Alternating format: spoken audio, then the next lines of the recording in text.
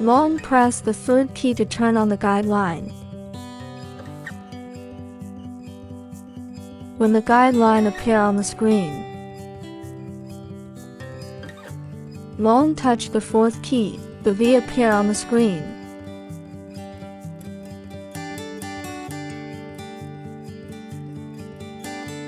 Touch the fifth or sixth keys to adjust the height of the guideline.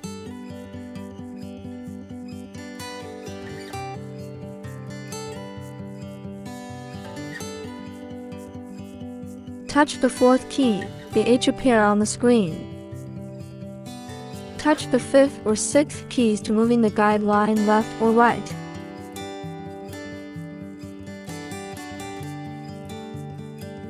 Touch the fourth key. The W appears on the screen. Touch the fifth or sixth keys to adjust the width of the guideline.